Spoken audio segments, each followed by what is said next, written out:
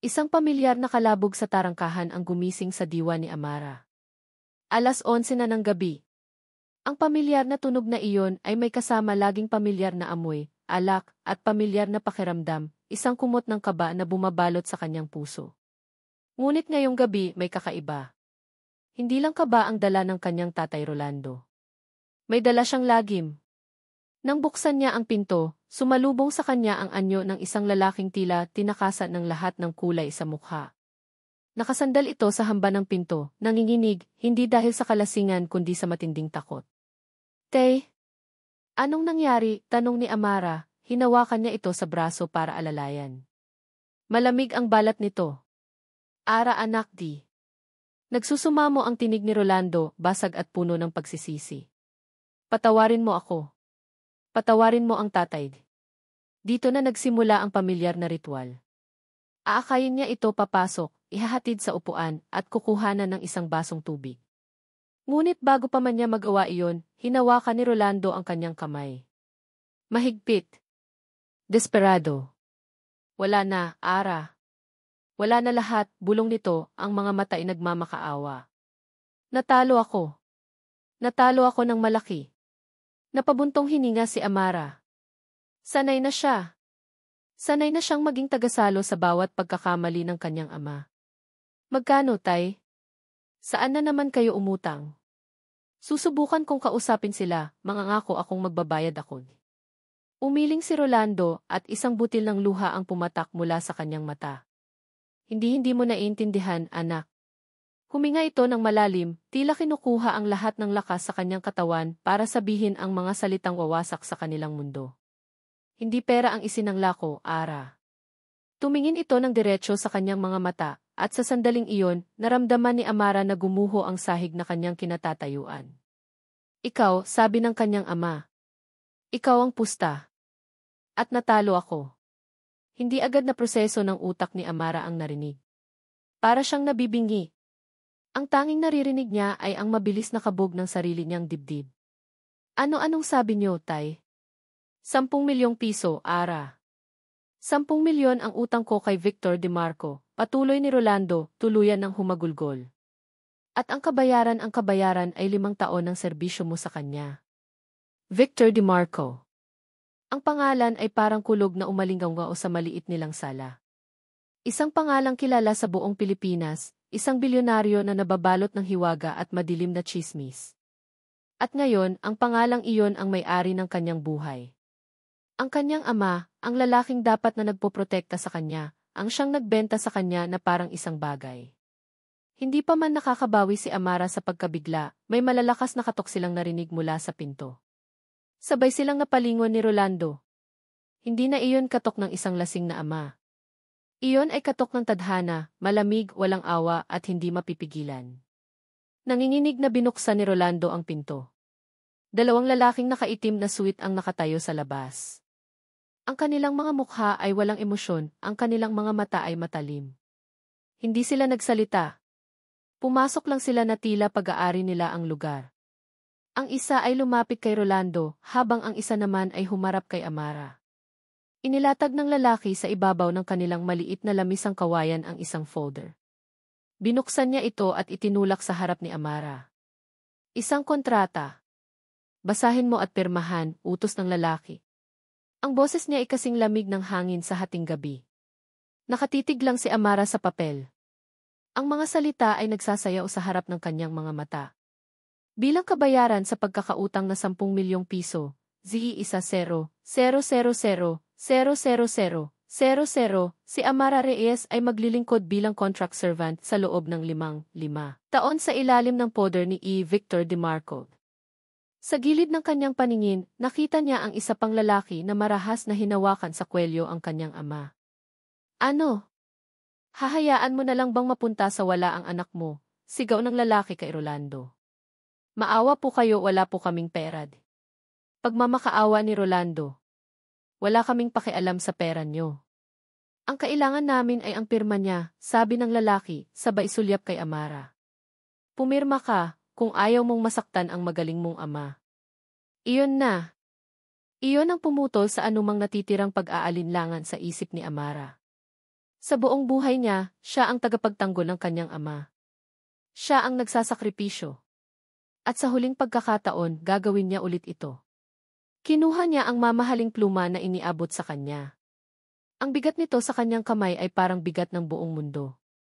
Tumingin siya sa espasyo kung saan isusulat niya ang kanyang pangalan, ang espasyong magiging selyo ng kanyang pagkaalipin. Huminga siya ng malalim, ipinikit ang kanyang mga mata, at nilagdaan ang papel. Ang tunog ng dulo ng pluma sa papel ay parang tunog ng pagputok ng tanikala, hindi para palayain siya, kundi para igapos siya habang buhay. Maayos kang kausap, sabi ng lalaki, kinuha ang kontrata at isinara ang folder. Tumingin ito sa kanya mula ulo hanggang paa. Magdala ka ng ilang damit. Aalis na tayo. Walang nagawa si Amara kundi sumunod. Pagkatapos ng ilang minuto, lumabas siya mula sa kanyang kwarto, dala ang isang maliit na bag, wala siyang magarang damit. Tanging mga lumang bestida at kupas na pantalon. Sinulyapan niya ang kanyang ama na nakaupo sa isang sulok, nakatakip ang mukha gamit ang dalawang palad. Walang salitang namutawi sa pagitan nila. Ano pa nga ba ang sasabihin? Ang biyahe papuntang Forbes Park ay parang isang panaginip, isang masamang panaginip.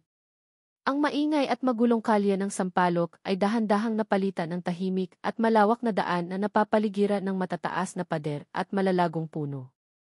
Bawat bahay na madaanan nila ay isang mansyon, ngunit ang lugar na kanilang hinituan ay higit pa sa isang mansyon. Isa itong palasyo na gawa sa salamin at bakal, ngunit sa ilalim ng dilim ng gabi, mukha itong isang modernong mausoleum. Malamig. Walang buhay. Inihatid siya ng mga lalaki sa loob.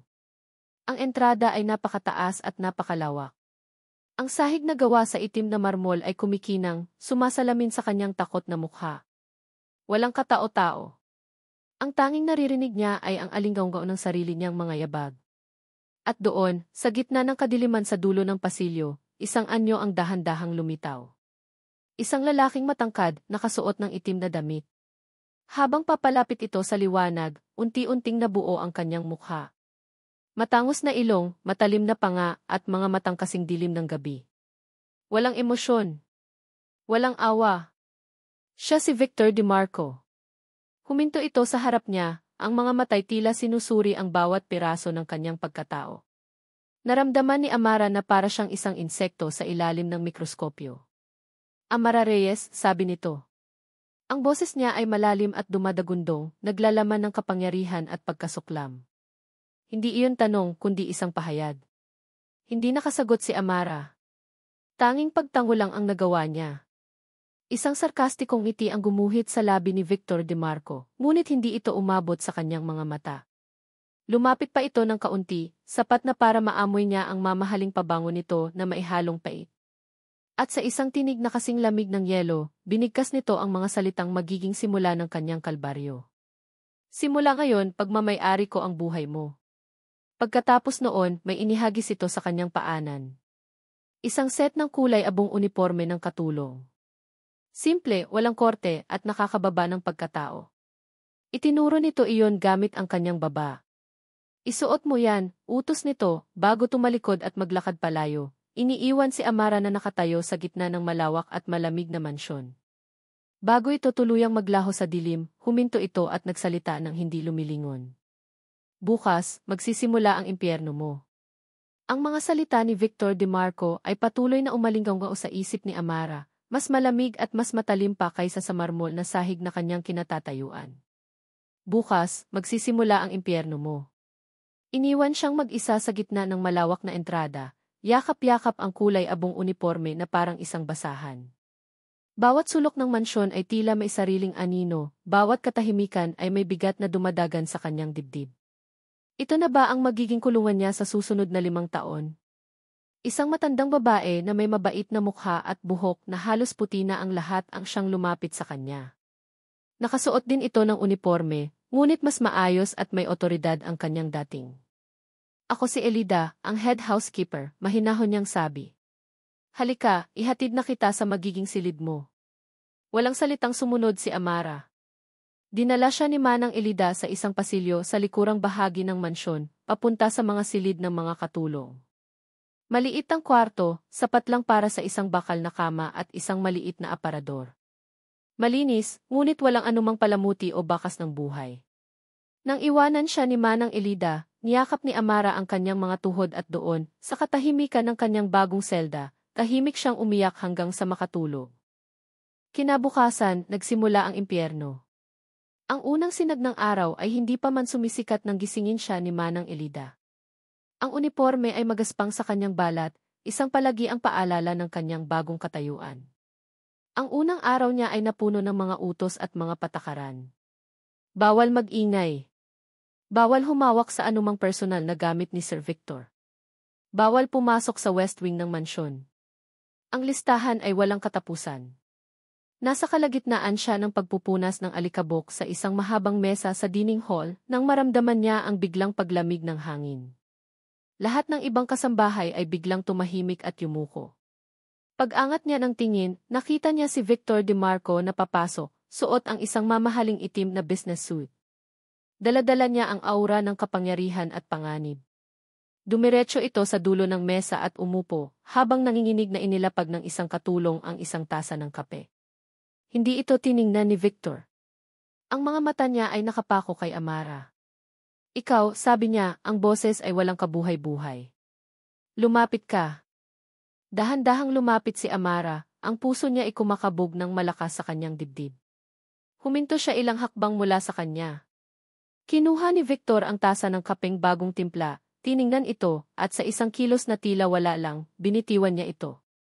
Sumabog ang mamahaling porselana sa sahig, at kumalat ang mainit at maitim na likido sa kumikinang na sahig na marmol. Napasinghap ang ilang kasambahay. Linisin mo, utos ni Victor, ang mga mata ay hindi pa rin inaalis sa kanya. Yumuko si Amara para kunin ang basahan at dustpan, ngunit pinigilan siya ng boses nito. Hindi yan, sabi niya, mas malamig pa kaysa dati. Gamitin mo ang mga kamay mo. Nanigas si Amara sa kanyang kinatatayuan. Ang utos ay malinaw.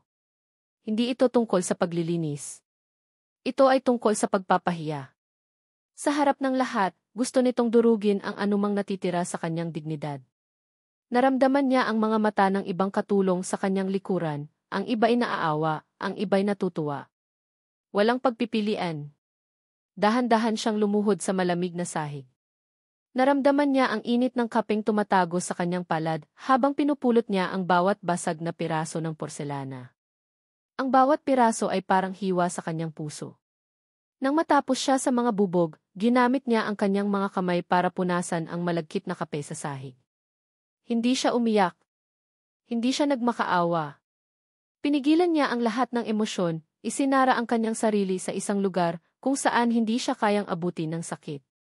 Nang matapos siya, tumayo siya at humarap kay Victor, ang kanyang mga kamay ay marumi at nanginginig. Tapos na po, sir. Tinitigan siya ni Victor ng ilang sandali, tila naghahanap ng bakas ng pagkasira sa kanyang mukha.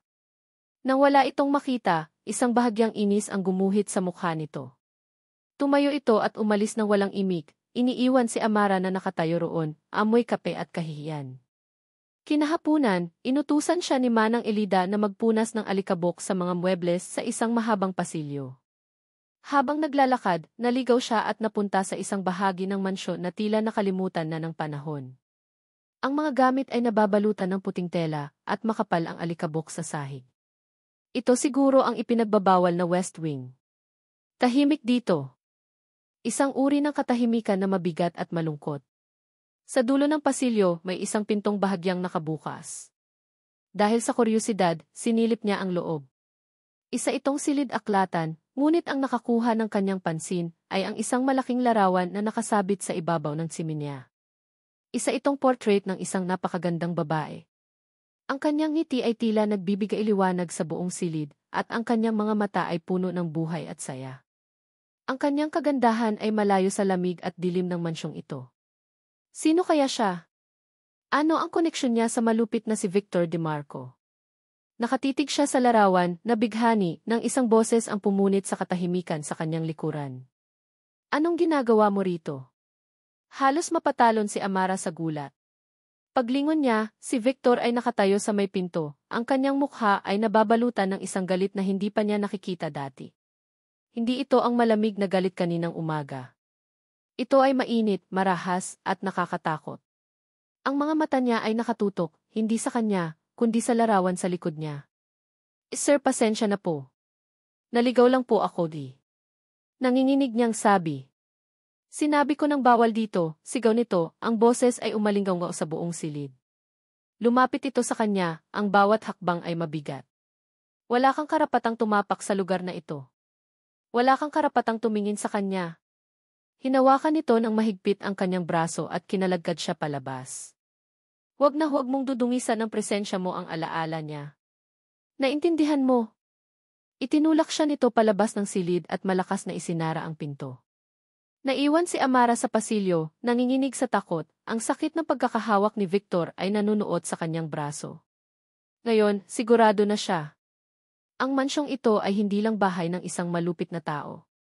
Ito ay mansyon ng mga anino, isang puntod para sa isang alaala. Gabi.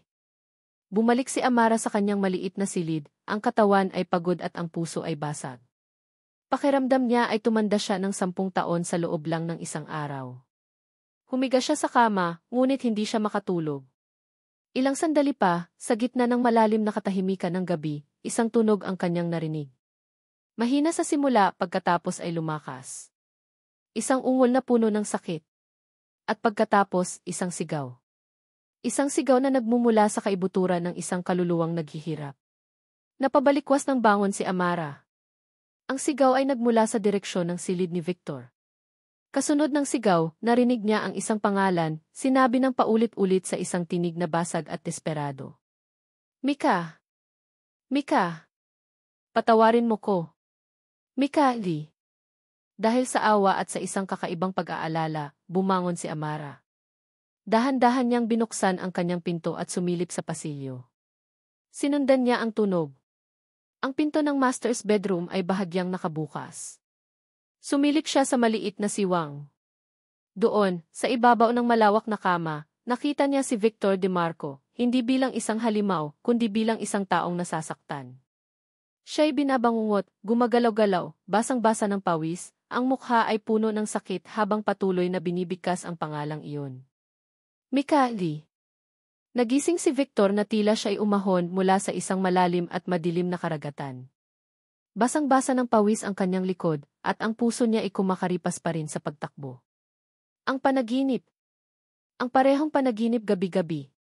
Ang tunog ng nabasag na salamin, ang amoy ng dugo, at ang mukha ni Micaela na puno ng pagtataka bago ito pumikit magpakailanman. Bumangon siya mula sa kama at lumakad papunta sa banyong kasing laki ng sala sa bahay ni Amara. Sumandal siya sa sink na gawa sa marmol at tiningnan ang kanyang refleksyon sa salamin. Ang nakita niya ay hindi ang makapangyarihang sihi ng DeMarco Holdings. Ang nakita niya ay isang lalaking may mga matang pagod at isang kaluluwang pagod na pagod na. Ito ang halimaw na nakikita ng buong mundo, ang lalaking pinaghihinalaang pumatay sa sarili niyang kasintahan. Sa loob ng 5 taon, iyon na ang imaheng niyakap niya. Kung iyon ang tingin nila sa kanya, iyon ang ibibigay niya. Ang galit ang naging kalasag niya. Ang pagiging malupit ang naging pader niya. Mas madaling maging kinatatakutan kaysa maging kaawaan. Ang babaeng iyon, si Amara Reyes. Isa lang siyang sagisag ng isa na namang pagkakamali ng mundo, isang amang isinugal ang sariling anak. Ngunit mayroon sa babaeng iyon na nakakabagabag sa kanya. Kahapon, nang ihagis niya ang tasa ng kape, inaasahan niyang makikita ang takot, ang luha, ang pagmamakaawa. Iyon ang reaksyon ng lahat. Ngunit si Amara, tahimik lang itong lumuhod at naglinis, ang kanyang mukha ay parang isang blangkong pader, ngunit ang kanyang mga mata may nakita siyang determinasyon doon. Isang uri ng dignidad na hindi niya kayang basagin. At nakakainis iyon. Nakakainis dahil ginugulo nito ang kontroladong mundo na kanyang binuo. Kinailangan niyang makita ang pagkasira sa mga mata nito. Kinailangan niyang patunayan sa sarili na lahat ng tao ay pare-pareho lang. Pumasok siya sa kusina, at tulad ng inaasahan, ang presensya niya ay nagdulot ng biglaang katahimikan.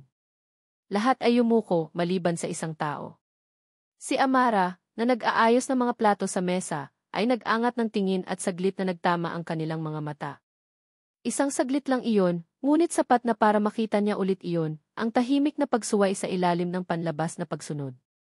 Naghanap siya ng dahilan. Kahit anong maliit na pagkakamali. Nakita niya ang isang kutsilyo na bahagyang nakausli sa gilid ng mesa. Sino ang nag-iwan nito rito? Malamig niyang tanong, kahit alam niyang si Amara ang huling humawak niyon. Ako po, sir, sagot ni Amara, ang boses ay kalmado. Alam mo ba kung gaano kadaling magkaroon ng aksidente sa ganitong kapabayaan? Sabi niya, ang boses ay tumataas. Isang maling galaw lang, may masasaktan. Ganyan ka ba talaga kapabaya sa lahat ng bagay? Inaasahan niya itong matakot, yumuko, humingi ng tawad. Ngunit hindi. Tumingin ito ng diretsyo sa kanyang mga mata, isang bagay na walang sinuman sa mansyong ito ang naglakas loob na gawin sa loob ng maraming taon. Hindi po ako pabaya, sir, sabi nito, ang boses ay matatag kahit na bahagyang nanginginig. Nagkamali po ako. Pero hindi po ibig sabihin noon ay pabaya na ako. May tapang sa kanyang mga salita. Isang tapang na hindi niya inaasahan. At pagkatapos, idinugtong nito ang mga salitang tumago sa kanyang kalasag. Gawin niyo po ang lahat ng gusto niyo sa akin, sir, mahina nitong sabi, ngunit may bigat. Maaari niyo akong sigawan, ipahiya o parusahan. Pero hindi niyo makukuha ang dignidad ko. Natigilan si Victor. Sa isang iglap, ang lahat ng hangin ay tila nawala sa silid. Sa loob ng 5 taon, walang sinumang kumausap sa kanya ng ganoon. Lahat ay lumalakad sa paligid niya na parang babasaging salamin, takot na baka mabasag siya o baka mabasag nila ang kanilang sarili. Ngunit ang babaeng ito, ang babaeng binili niya, ang babaeng utusan niya, ay tumayo sa harap niya hindi bilang isang alipin, kundi bilang isang tao. Sa kauna-unahang pagkakataon, tiningnan niya si Amara Reyes. Hindi bilang ang presyo ng isang utang. Hindi bilang isang bagay na pagbubuntunan ng kanyang galit. Tiningnan niya siya bilang si Amara. Nakita niya ang pagod sa kanyang mga mata, ang mga pasa ng puyat sa ilalim nito, ngunit nakita rin niya ang apoy. Isang maliit na apoy na hindi pa napapatay ng mundo. Isang kakaibang damdamin ang gumapang sa kanyang dibdib. Hindi galit. Hindi inis. Isang bagay na hindi na niya naramdaman ng matagal pagkalito. Tumalikod siya nang walang sinasabi at naglakad paalis. Kailangan niyang lumayo. Ang katahimikan at kaayusan ng kanyang mundo ay biglang nayanig ng isang simpleng katulong na may matapang na mga mata. Nasa loob siya ng kanyang opisina, sinusubukang ibalik ang kanyang atensyon sa mga numero at kontrata na nasa harap niya nang tumunog ang kanyang pribadong linya. Tiningnan niya ang caller ID. Isang pangalan na hindi na niya nakita ng ilang taon. Isang pangalan na konektado sa kanyang masamang panaginip. Miguel Sandoval. Ang kapatid ni Micaela. Saglit siyang nag-atubili. Ang bawat hibla ng kanyang pagkatao ay sumisigaw na huwag sagutin. Ang pakikipag-usap kay Miguel ay parang pagbubukas ng isang lumang sugat. Ngunit may nag-udyok sa kanya. Marahil ay ang pagkabagabag na dulot ni Amara. Marahil ay ang pagod na sa pagtakbo. Sinagot niya ang tawag. Victor, sabi ng boses sa kabilang linya. May bahid ng pag-aalinlangan, ngunit pamilyar pa rin. Miguel, sagot ni Victor, ang kanyang boses ay patag at walang emosyon. Narinig niya ang pagbuntong hininga sa kabilang linya. Alam kong matagal na pero kailangan nating mag-usap, Victor. May hinahanap si Miguel sa kanyang boses, galit, pagsisisi, kahit ano. Ngunit wala siyang ibinigay. Tungkol kay Mika. At sa lahat ng nangyari. Hindi sumagot si Victor. Hinintay niya lang. Pupunta ako riyan, sabi ni Miguel, tila gumagawa ng desisyon para sa kanilang dalawa. Bukas. May mahalaga akong kailangang sabihin sa'yo. Bago pa man makasagot si Victor, ibinaba na ni Miguel ang tawag. Ibinaba ni Victor ang telepono sa lalagyan nito. Ang kanyang mga kamay ay bahagyang nanginginig. Ang pagdating ni Miguel ay magdadala ng mga alaala. Mga multo. At sa gitna ng lahat ng ito, mayroon siyang bagong problema, isang katulong na may mga matang hindi marunong yumuko. Tumingin siya sa bintana, sa malawak na hardin ng kanyang mansyon. Ang lahat ay perpektong nakaayos, kontrolado, walang buhay. Ngunit sa loob ng mga pader na ito, 2 bagyo ang paparating. Isa mula sa nakaraan, at isa na kasalukuyang nagpupunas ng mga plato sa kanyang kusina. At sa unang pagkakataon sa loob ng 5 taon, hindi sigurado si Victor DeMarco kung alin ang mas dapat niyang katakutan. Lumipas ang ilang araw na may kakaibang tensyon sa mansyon. Matapos ang kanilang sagutan sa kusina, tila mas naging mailap si Victor DeMarco. Hindi na niya hayagang ipinapahiya si Amara, ngunit palagi niyang nararamdaman ang mga mata nito sa bawat kilos niya, isang tingin na puno ng pag-aaral, pagtatasa, at pagkalito. Para kay Amara, mas nakakakaba iyon kaysa sa lantad na galit. Ang katahimikan nito ay isang blankong pader na hindi niya matagos, mas mabigat, mas mahirap basahin. Isang gabi, isang malakas na bagyo ang bumuhos sa Maynila. Ang hangin ay humahampas sa mga bintana na gawa sa salamin, at ang kulog ay dumadagundong na tila nagbabanta ang langit na biyakin ang lupa. Ayon kay Manang Elida, umalis si Sir Victor para sa isang mahalagang pulong sa labas, at dahil sa sama ng panahon, hindi ito nakauwi kaagad. Naging abala si Amara at ang ibang kasambahay sa paghahanda ng hapunan na malamig ng hinain. 10:00 na ng gabi nang marinig ni Amara ang ugong ng paparating na sasakyan ni Victor. Mula sa bintana ng kusina, nakita niya itong bumaba ng kotse. Hindi ito nagdala ng payong. Naglakad ito sa ilalim ng rumaragasang ulan, ang mamahaling business suit nito ay basang-basa, ang buhok ay tumutulo at dumidikit sa kanyang noo. May kakaiba sa paraan ng kanyang paglakad, mabagal at tila mabigat ang bawat hakbang, na para bang pasan niya ang bigat ng buong bagyo sa kanyang mga balikat. Pumasok ito sa mansyon, nag-iiwan ng mga basang baka sa kumikinang na sahig na marmol. Ang kanyang mukha ay maputla, at ang kanyang mga mata ay tila nakatingin sa malayo. Walang sinabi. Dumiretso lang ito sa kanyang opisina sa ground floor at marahang isinara ang pinto. Ang tunog ng pagsara ay tila napakaingay sa gitna ng katahimikan ng bahay. Nagpatuloy si Amara sa kanyang gawain, ngunit may isang bahagi ng kanyang isip na naiwan sa nakasarang pinto na iyon. Paglipas ng isang oras, habang nagliligpit na siya ng mga huling pinagkainan, napansin niyang hindi pa lumalabas si Victor mula sa opisina. Karaniwan, gaano man ito kapagod, umaakyat na ito sa kanyang silid para magpahinga. Dala ng isang hindi maipaliwanag na pag-aalala, lumapit siya sa pinto ng opisina. Kakatok na siya nang marinig niya ang isang mahinang kalabog mula sa loob, na sinundan ng tunog ng nabasag na salamin. Nag-atubili siya. Baka magalit na naman ito. Baka nagwawala lang dahil sa isang masamang araw. Ngunit mas nanaig ang kaba sa kanyang dibdib. Dahan-dahan niyang pinihit ang seradura. Hindi ito nakalock. Itinulak niya ng bahagya ang pinto. Ang nakita niya sa loob ay nagpatigil sa kanyang paghinga. Si Victor DeMarco ay nakasubsob sa kanyang malaking mesa, walang malay. Ang isang baso ay nabasag sa sahig sa tabi niya, at ang kanyang mukha ay maputlang-maputla sa ilalim ng malabong ilaw ng table lamp. Sir Victor, tawag ni Amara, ang boses niya ay nanginginig. Walang sagot. Mabilis siyang pumasok sa loob. Ang takot na baka mapagalitan ay napalitan ng mas matinding takot para sa kalagayan nito. Nilapitan niya ito at marahang hinawakan ang kanyang balikat. Mainit. Sobrang init. Tila nag-aapoy ito sa lagnat. Sir! Sir, gumising po kayo, mahina niyang yugyug dito. Bahagyang gumalaw si Victor, umungol ito ng mahina bago muling nawala ng malay. Napansin ni Amara na basang-basa pa rin ang damit nito mula sa ulan. Ang lamig ng basang damit at ang init ng kanyang lagnat ay isang mapanganib na kombinasyon. Hindi siya nagdalawang isip. Kahit na alam niyang mahigpit na ipinagbabawal, kailangan niyang kumilos. Tumakbo siya palabas para tawagin si Manang Elida, ngunit natigilan siya. Gabi na at tiyak na natutulog na ang matanda sa kabilang dulo ng mansyon. At ang ibang katulong. Takot ang mga itong lumapit kay Victor. Siya lang. Sa sandaling iyon, siya lang ang naroon. Huminga siya ng malalim at bumalik sa opisina. Sa unang pagkakataon, hindi siya ang utusan na naghihintay ng iutos, kundi isang taong kailangang magdesisyon. Hinanap niya ang first aid kit na minsan niyang nakita sa isang kabinet. Kumuha siya ng thermometer at maingat na inilagay sa bibig nito. 39.5 degrees. Napakataas. Kailangan niyang alisin ang mga basang damit nito. Ang ideya ay nagpadala ng init sa kanyang mga pisngi, ngunit isinantabi niya ang hiya.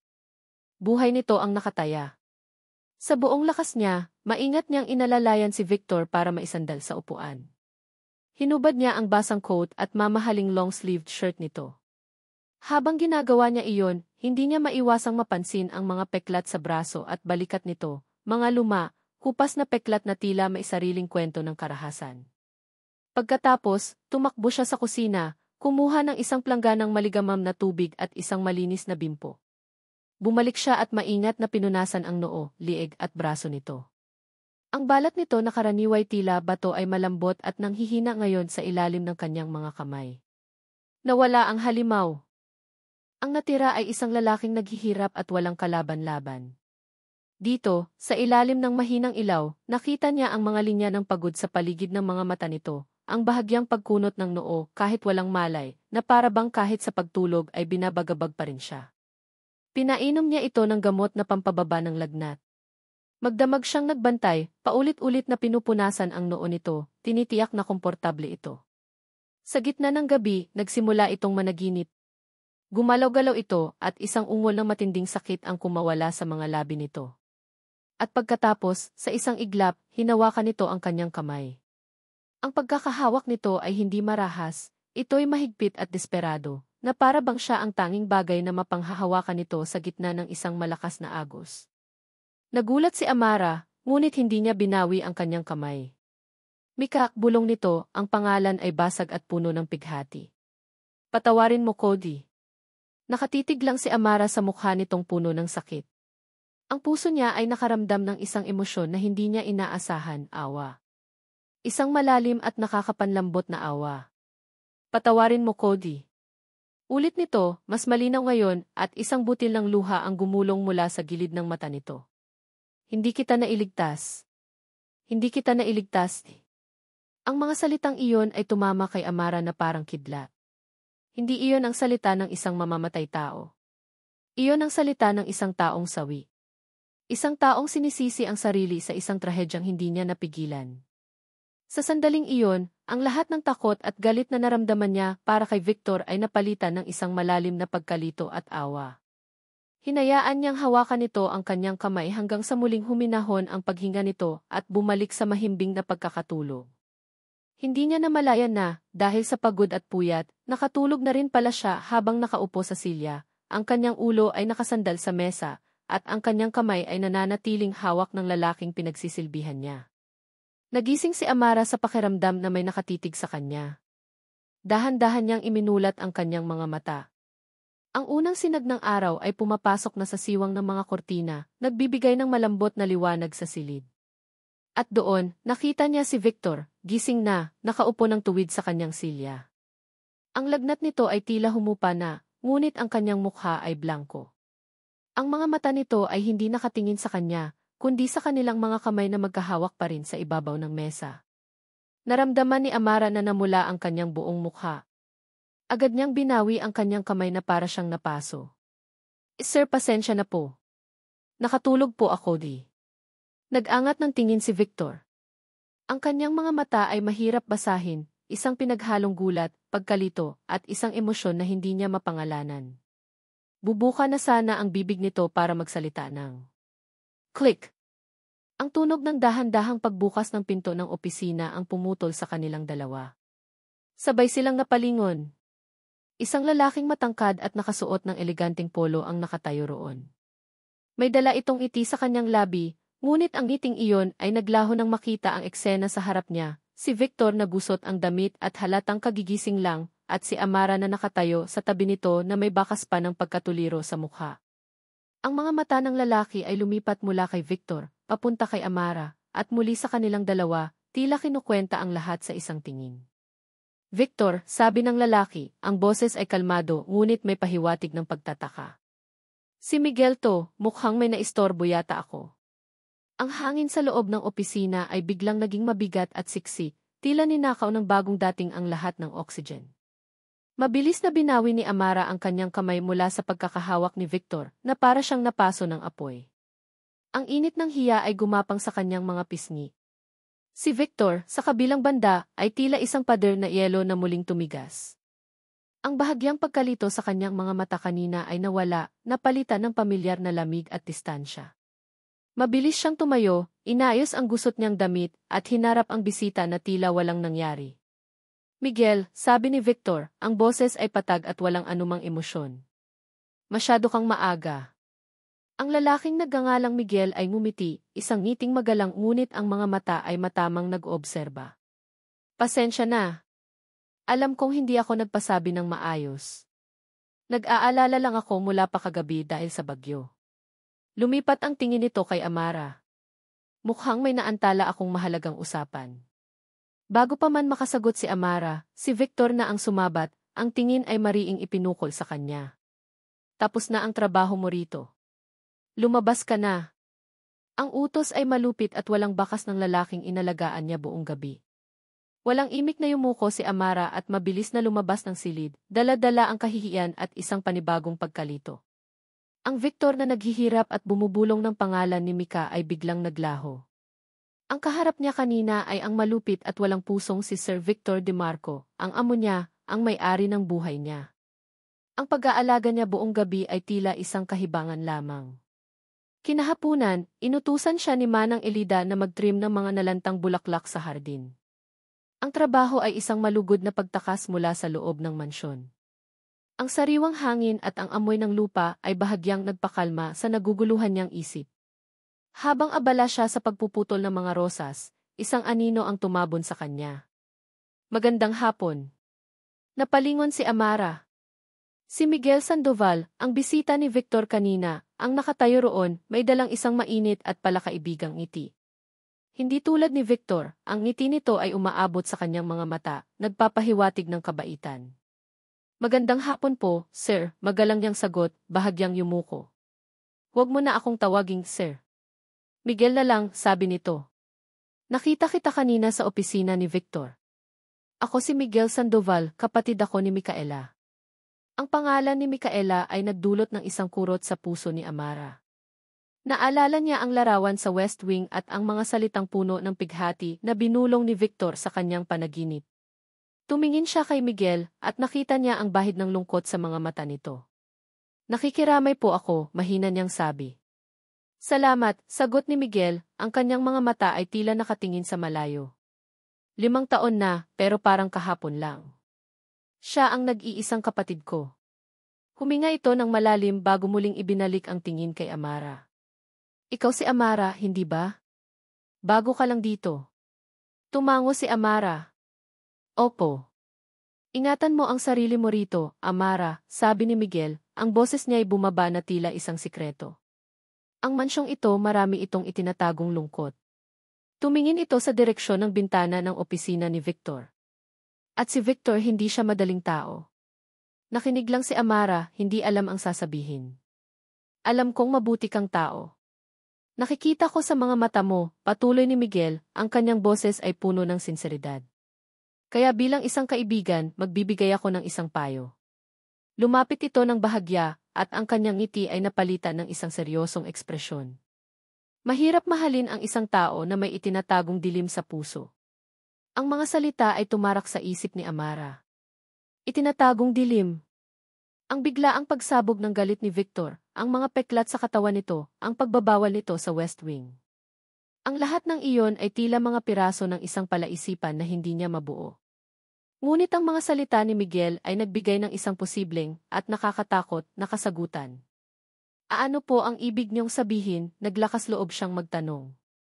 Umiti lang ulit si Miguel, isang ngiting puno ng kahulugan. Malalaman mo rin balang araw. Sa ngayon, mag-iingat ka. Tinapik nito ng bahagya ang kanyang balikat.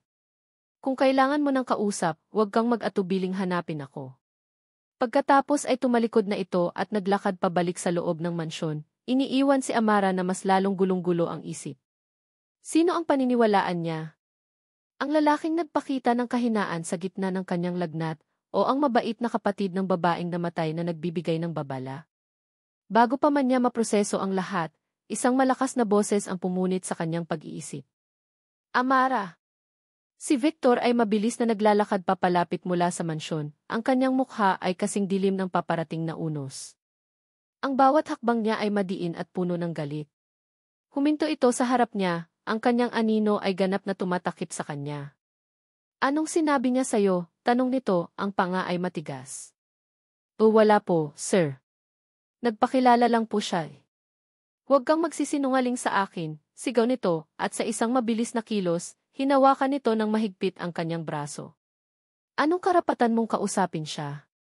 Nasasaktan po ako, sir, daing ni Amara, sinusubukang bawiin ang kanyang braso. Ngunit mas lalong humigpit ang pagkakahawak nito. Ang mga mata ni Victor ay nag-aapoy. Pakinggan mo ako at pakinggan mo akong mabuti, mariin niyang sabi, ang bawat salita ay may diin. Huwag kang makikipag-usap sa kanya. Kailanman. Naintindihan mo. Ang kilos nito ay marahas. Ang mga salita nito ay puno ng pagbabanta. Ang pagiging possessive nito ay nakakatakot. Ang lahat ng pag-aalinlangan sa isip ni Amara ay nagsimulang maging takot. Ang babala ni Miguel, itinatagong dilim, ay umalingaw sa kanyang isip. Nang makita ni Victor ang takot sa kanyang mukha, bigla nitong binitiwan ang kanyang braso na para siyang nakahawak ng apoy. May dumaang gulat at pagsisisi sa mukha nito, ngunit agad din itong nawala, napalitan ng isang malamig na maskara. Tumalikod ito at bumalik sa mansyon ng walang anumang salita. Naiwan si Amara sa hardin, nanginginig, habang hinihimas ang namumulang marka sa kanyang braso. Ang mga tanong ay bumuhos sa kanyang isip na parang malakas na ulan. Bakit ganoon na lamang ang galit ni Victor kay Miguel? Bakit ayaw nitong mag-usap sila? Ang marahas na reaksyon nito ay hindi normal. Ito ay reaksyon ng isang taong may itinatago. Isang taong natatakot na may malaman siya. Ang awa na naramdaman niya para dito kagabi ay dahan-dahang kinakain ng isang bagong usbong na takot. Ang mga salita ni Miguel ay nagsimulang magkaroon ng mas mabigat na kahulugan. Kinagabihan, hindi mapakali si Amara. Ang pagod sa katawan niya ay hindi sapat para patulugin ang kanyang isip na puno ng tanong. Nakahiga siya sa kanyang maliit na kama, nakatitig sa kisam, paulit-ulit na binabalikan ang mga nangyari sa buong araw, ang eksena sa opisina, ang mabait na pakikitungo ni Miguel, at ang marahas na pagsabog ng galit ni Victor. Biglang nag-vibrate ang luma niyang cellphone na nakapatong sa maliit na mesa sa tabi ng kanyang kama. Sino naman kaya ang magte-text sa kanya ng ganoong oras? Ang kanyang ama.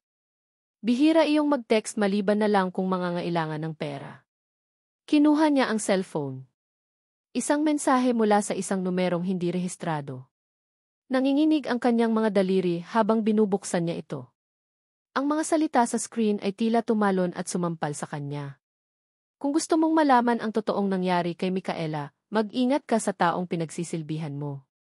Napasinghap si Amara at agad niyang naitakip ang kanyang kamay sa kanyang bibig para pigilan ang anumang tunog na maaaring lumabas. Ang kanyang puso ay nagsimulang tumibok ng sobrang bilis na para bang gusto nitong kumawala sa kanyang dibdib. Tiningnan niya muli ang mensahe. Walang pangalan. Walang anumang palatandaan kung sino ang nagpadala. Ngunit hindi na niya kailangan ng pangalan. Alam niya. Ramdam niya. Ang mensaheng ito ay may koneksyon kay Miguel. Ang mensahe ay isang babala, ngunit ito rin ay isang susi. Isang susi na maaaring magbukas sa pinto ng katotohanan, isang katotohanang tila pilit na itinatago ni Victor De Marco. Ang itinatagong dilim. Ang mga salita ni Miguel ay bumalik sa kanya, ngayon ay may kasama ng nakakakilabot na bigat.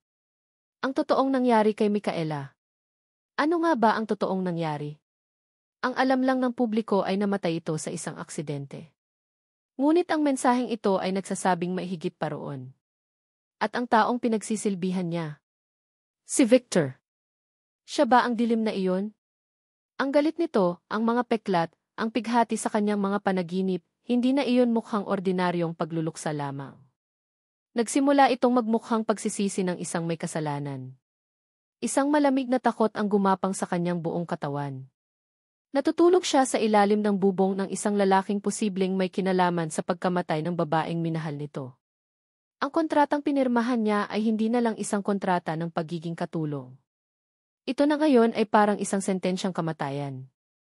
Niyakap niya ang kanyang mga tuhod, hinahanap ang init na hindi niya mahanap.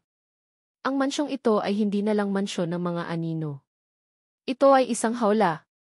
At siya, si Amara Reyes, ay nakakulong sa loob kasama ang leon. Hindi nakatulog si Amara ng gabing iyon. Ang misteryosong text message ay parang isang multo na bumabagabag sa kanyang isipan, paulit-ulit na ipinapaalala sa kanya ang babala. Ang bawat anino sa kanyang kwarto ay tila nagkakaroon ng buhay, at ang bawat ugong ng hangin sa labas ay parang isang bulong na puno ng sikreto. Ang Ang takot ay isang malamig na kumot na bumalot sa kanya hanggang sa pagsikat ng araw. Kinabukasan, kumilos siya na parang isang makina. Naglilinis, nag-aayos, nagsisilbi, lahat habang ang kanyang isip ay lumilipad sa ibang lugar. Sinubukan niyang iwasan si Victor, takot na baka makita nito ang takot sa kanyang mga mata. Ngunit ang mansyon, gaano man kalaki, ay tila lumiliit kapag pareho silang nasa loob. Kinahapunan, habang nag-aayos siya sa malawak na library ng mansyon, muling bumalik ang mensahe sa kanyang isip. Kung gusto mong malaman ang totoong nangyari kay Micaela. Ang kuryosidad, na ngayon ay maihalong matinding kaba, ay mas naging malakas kaysa sa kanyang takot. Ito na ang pagkakataon niya. Walang tao. Si Victor ay nasa isang pulong sa labas, at si Manang Elida ay abala sa kusina. Nanginginig ang mga kamay ni Amara habang papalapit siya sa isang computer na nakapatong sa isang mesa sa sulok ng library. Bihira itong gamitin, ngunit alam niyang gumagana ito. Umupo siya sa upuan, ang puso niya ay dumadagundong sa kanyang dibdib. Para siyang gumagawa ng isang malaking kasalanan. Ngunit kailangan niyang malaman. Kailangan niyang malaman kung anong panganib ang kinakaharap niya. Binuksan niya ang internet browser. Ang kanyang mga daliri ay nag-aatubili sa ibabaw ng keyboard. Anong isusulat niya? Huminga siya ng malalim. MHALS and OVL. Pinindot niya ang enter. Ang resulta ay daan-daang mga artikulo. Karamihan ay mula sa mga society magazine at business pages. Micaela Sandoval, the beautiful muse of billionaire Victor DiMarco. The power couple of Manila's elite. Mga larawan nila na magkasama, masaya, nakangiti, perpekto. Ang sakit na naramdaman niya para kay Victor ay bahagyang bumalik. Ngunit nagpatuloy siya sa pag-scroll pababa, hinahanap ang petsa ng kanyang pagkamatay. At doon niya nakita. Isang artikulo mula sa isang malaking pahayagan, 5 taon na ang nakalipas. Ang pamagat ay simple lang. Socialite Micaela Sandoval, dead at 25. Ayon sa artikulo, natagpuan siyang walang buhay sa paanan ng grand staircase ng DiMarco Mansion matapos mahulog. Ang opisyal na dahilan, aksidente. Aksidente. Ngunit bakit may nagpadala sa kanya ng mensahe? Bakit may babala? Ipinagpatuloy niya ang paghahanap. Isinulat niya ang mga salitang, Micaela Sandoval Death Investigation. Dito na nagbago ang lahat. Ang mga sumunod na resulta ay hindi na mula sa mga society magazine. Ang mga ito ay mula sa mga news outlet, mga crime report. Ang mga pamagat ay tila mga suntok sa kanyang sikmura, bawat isa ay mas masakit kaysa sa nauna. Police question ni Marco over girlfriend's accidental death. Autopsy reveals Sandoval suffered blunt force trauma prior to fault. Victor Lee Marco lacks alibi, named that's person interest T. Napasinghap si Amara, ang kamay niya inapahawak sa kanyang bibig. Hindi maaari. Person of interest. Ibig sabihin, isa siyang suspect. Nag-click siya sa isa sa mga artikulo. Ang kanyang mga mata ay mabilis na tumakbo sa mga salita, bawat isa ay nagdaragdag sa lumalaking takot sa kanyang dibdib. Ayon sa ulat, nagkaroon umano ng malaking pagtatalo sina Victor at Micaela ng gabing iyon. May mga testimonya mula sa ilang dating kasambahay na agad ding napaalis matapos ang insidente na nagsasabing si Victor ay isang iseloso at possessive na nobyo. Ang pinakamatinding ebidensya laban sa kanya, walang sinuman ang makapagpapatunay kung nasaan siya noong oras ng insidente. Siya lang at si Micaela ang nasa mansyon. Binasa niya ang tungkol sa investigasyon na biglang itinigil dahil sa ikakulangan ng sapat na ebidensya. Ngunit malinaw ang isinasaad ng mga artikulo, para sa pulisya at sa publiko, may isang tao lang na may motibo at oportunidad. At iyon ay si Victor DiMarco. Ang itinatagong dilim. Hindi ito isang simpleng kalungkutan. Ito ang dilim ng isang krimen. Ang lalaking inalagaan niya. Ang lalaking hinawakan ang kanyang kamay. Ang lalaking bumulong ng mga salitang puno ng pagsisisi. Hindi kita nailigtas. Ang mga salitang iyon ngayon ay may bago at mas nakakakilabot na kahulugan. Hindi niya ito iniligtas mula sa kanyang sariling galit. Napasandal si Amara sa upuan, ang kanyang paghinga ay mabilis at mababaw. Ang buong silid ay tila umiikot.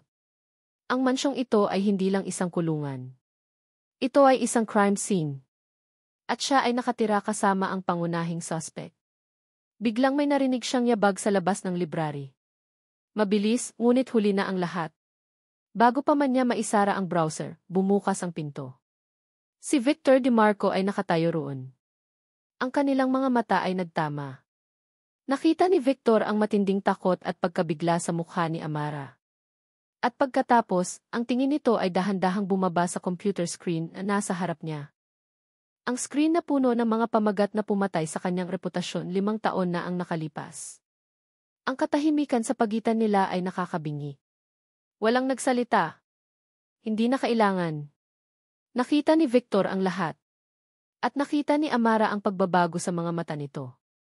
Ang anumang bahid ng pagkalito o kahinaan na nakita niya sa mga nakaraang araw ay ganap na naglaho. Ang natira ay isang blanko, malamig at mapanganib na kawalan.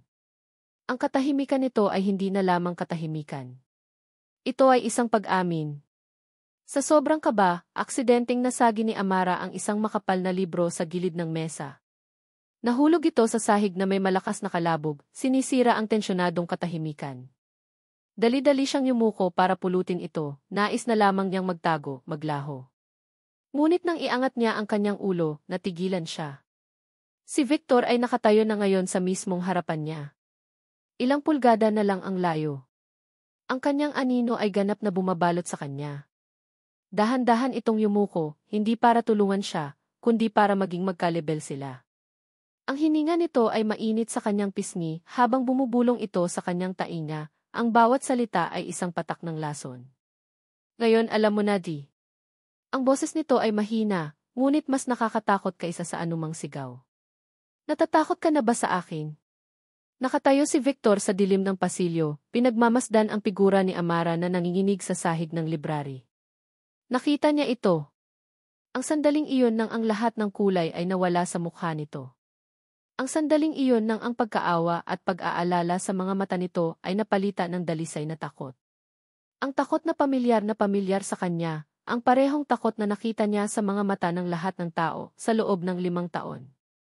Tumalikod siya at naglakad paalis, ang bawat hakbang ay mabigat. Isang malamig at mapait na damdamin ang kumalat sa kanyang dibdib, isang lason na matagal na niyang kinalimutan ang lasa. Ganoon lang pala. Katulad lang din siya ng lahat. Ang isiping iyon ay isang suntok. Sa loob ng ilang linggo, ang babaeng ito ay naging isang anomalya sa kanyang mundo. Ang tahimik nitong katatagan, ang paraan ng pagtingin nito sa kanya nang hindi yumuyuko, at higit sa lahat, ang gabing inalagaan siya nito nagdulot iyon ng isang maliit at hangal na pag-asa sa isang sulok ng kanyang puso. Isang pag-asa na baka may isang tao sa mundo na makikita ang lalaking nasa likod ng halimaw. Isang kahangalan. Nakita nito ang mga pamagat, ang mga kasinungalingan, ang hatol ng publiko. At tulad ng iba, naniwala ito. Sa isang iglap, siya ay muling naging ang mostro ng DeMarco Mansion. Ang pinaghihinalaang pumatay. Kung iyon ang gusto niyang makita, kung gayon iyon ang ibibigay niya. Ang mga sumunod na araw ay naging isang impyerno ng malamig at kalkuladong pagpapahirap para kay Amara. Hindi na siya nito sinisigawan. Mas malala pa roon. Ginawa niya itong kanyang anino, ang kanyang personal na laruan. Bawat galaw nito ay nasa ilalim ng kanyang mapanuring mga mata. Ayusin mo ang lahat ng libro sa library ayon sa kulay ng pabalat, utos niya isang umaga, kahit na alam niyang perpekto na ang pagkakaayos nito ayon sa alpabeto. Pinanood niya si Amara mula sa kanyang opisina sa pamamagitan ng security camera, habang matyaga nitong inililipat ang libu-libong libro, ang mukha ay blanko, ngunit ang mga kamay ay nanginginig. Pakintabin mo ang lahat ng kubyertos na pilak sa dining hall, utos niya kinabukasan, kahit na ang mga ito ay kumikinang na. Gusto kong makita ang refleksyon ko sa bawat kutsara. Tumayo siya sa may pinto at pinanood ito habang kinukuskus nito ang bawat piraso. Ang bawat kilos nito ay maingat at puno ng takot. Ginagawa niya ito para subukan ang hangganan nito. Naghihintay siya na ito'y sumabog, umiyak o magmakaawa. Naghihintay siya ng patunay na tama siya, na ito ay mahina at katulad lang din ng iba. Ngunit si Amara ay hindi nabasag. Sumunod lang ito ng tahimik, ang kanyang katahimikan ay isang akusasyon na mas malakas pa kaysa sa anumang sigaw. At ang katatagan niyang iyon ay mas lalong nagpagalit kay Victor. Ang rurok ng lahat ay nangyari isang hapon. Pumasok si Victor sa kanyang pribadong opisina at natagpuan si Amara na nagpupunas ng alikabok. Ang tensyon sa pagitan nila ay halos nahihipo. Ang bawat paghinga ni Amara ay mababaw at ang bawat kilos niya ay tila kinakalkula. Sa ibabaw ng kanyang mesa, may isang maliit na silver na picture frame. Ito lang ang tanging personal na bagay sa buong silid. Ito ay isang larawan nila ni Micaela, kuha sa isang beach. Nakangiti sila pareho, ang mga mata ni Micaela ay kumikinang sa ilalim ng araw, at ang sarili niyang mga mata ay puno ng pag-ibig na matagal na niyang ibinaon sa limot. Habang nagpupuna si Amara malapit sa mesa, sa sobrang kaba, nasagi ng kanyang siko ang frame. Nahulog ito. Ang tunog ng nabasag na salamin sa sahig na gawa sa kahoy ay tila isang putok ng baril sa tahimik na silid. Nanigas si Amara. Ang kanyang mukha ay nawala ng dugo, at ang kanyang mga mata ay nanlaki sa takot habang nakatingin sa basag na frame sa sahig. Sa isang iglap, ang lahat ng kontrol ni Victor ay gumuho. Ang lahat ng sakit, pighati, at kapaitan na tinimpi niya sa loob ng 5 taon ay sumabog. Yeh dengis ginawa sigaw niya, ang boses ay dumagundong na parang kulog. Napaatras si Amara, napasandal sa pader. Sir, hindi ko po sinasadya. Patawad po di. Huwag mong babanggitin Dennis pangalan niya, sigaw ni Victor. Lumapit ito sa kanya, ang mga mata ay nag-aapoy sa galit na hindi pa nakikita ni Amara kailanman. Wala kang alam. Wala kang karapatang hawakan ang mga gamit niya. Wala kang karapatang dumihan ang alaala niya. Hindi niya ito sinasaktan ng pisikal, ngunit ang kanyang mga salita ay mga latigo. Nakikita niya ang takot sa mukha ni Amara, at sa isang baluktot na paraan, iyon ang nagpapatunay ng kanyang punto. Tingnan mo, sabi ng isang boses sa kanyang isip. Tingnan mo kung paano kanya tingnan. Isang halimaw. Isang mamamatay tao na nagagalit dahil nahuli. Ang pag-iisip na iyon ay mas lalong nagpaalab sa kanyang galit. Hinablot niya ang basag na frame mula sa sahig, hindi alintana ang pagkasugat ng kanyang mga daliri sa bubog. Lumayas ka sa harapan ko, utos niya, ang kanyang boses ay naging isang mapanganib na bulong. Lumayas, Gie. Mabilis na tumakbo palabas ng silid si Amara, ang mga luha ay tumutulo na sa kanyang mga mata. Naiwan si Victor na mag-isa, ang kanyang paghinga ay malakas at mabilis. Tiningnan niya ang larawan sa kanyang kamay, ang nakangiting mukha ni Micaela, na ngayon ay nababalutan ng mga lamat na parang sapot ng gagamba. Tiningnan niya ang dugo na tumutulo mula sa kanyang sariling kamay. Isang pakiramdam ng ganap na pag-iisa ang bumalot sa kanya. Nanalo siya. Nasaktan niya si Amara. Napatunayan niyang tama siya. Ngunit bakit pakiramdam niya ay siya ang natalo? Umupo siya sa kanyang silya, ang galit ay dahan-dahang napapalitan ng isang malalim at nakakalamong kahungkagan. Sa gitna ng katahimikan, tumunog ang intercom sa kanyang mesa. Ang boses ng security guard sa gate. Sir Victor. Ano, sagot niya, ang boses ay magaspang. Nag-atubili ang guard sa kabilang linya. Sir, may isang lalaki po kasi dito sa labas. Medyo nag-iskandalo. Rolando Reyes daw po ang pangalan. Nagsalubong ang kilay ni Victor. Rolando Reyes. Ang ama ni Amara. Hinahanap po niya si Ma'am Amara, patuloy ng guard. At yung nang hihingi po ng pera. Tumakbo si Amara palabas ng opisina ni Victor. Ang mga salita nito ay parang mga punyal na nakatarak sa kanyang puso. Nagtago siya sa loob ng utility closet, ang kanyang likod ay nakasandal sa malamig na pader, at doon, hinayaan niyang bumuhos ang mga luhang kanina pa niya pinipigilan. Niyakap niya ang kanyang mga tuhod, ang katawan ay nanginginig hindi lang sa takot, kundi sa isang malalim na sakit. Ang bawat sigaw ni Victor, ang bawat akusasyon, ay isang kumpirmasyon. Ang galit nito ay hindi galit ng isang taong nagluluksa. Iyon ay galit ng isang taong may kasalanan, isang taong nahuli, isang taong natatakot. Ang lalaking binulungan siya sa library, ang halimaw na nakita niya sa mga lumang balita, at ang lalaking sumigaw sa kanya ngayon ay iisa. At ang katotohanang iyon ay mas masakit pa sa anumang pisikal na pananakit. Ang kaunting awa na natira sa kanyang puso ay ganap ng naglaho, napalitan ng isang mapait na pagtanggap. Nakakulong siya rito. Nakakulong siya kasama nito.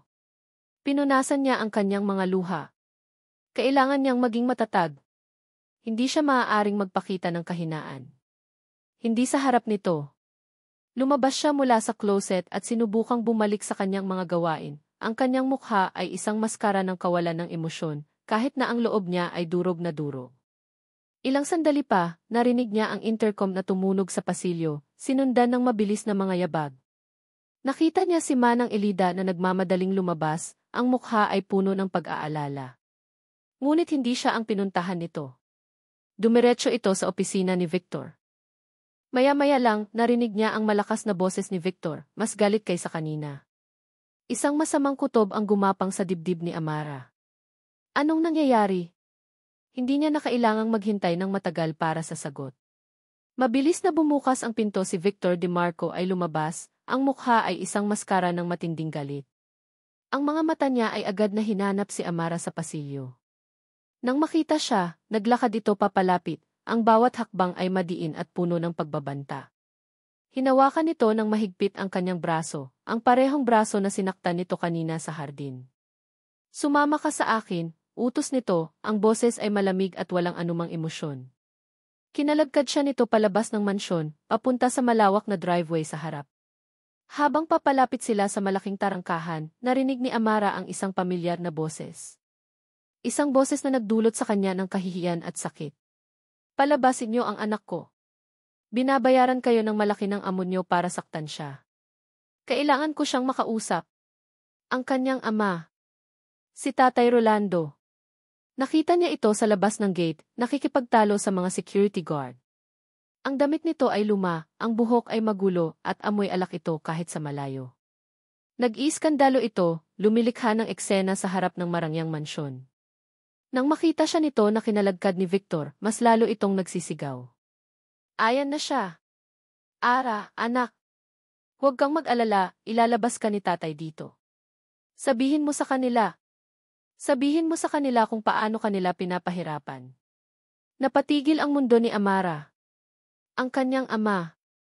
Ang sarili niyang ama. Gagamitin na naman siya. Ang kahihiyan ay parang isang alon na lumamon sa kanya. Ngunit ang tingin ni Victor ay hindi sa kanyang ama. Ito ay nakatuon sa kanya, ang mga mata nito ay puno ng pagkasuklam. Sa isip ni Victor, malinaw ang lahat. Ito ay isang plano. Isang plano nilang mag-ama para makakuha ng mas maraming pera.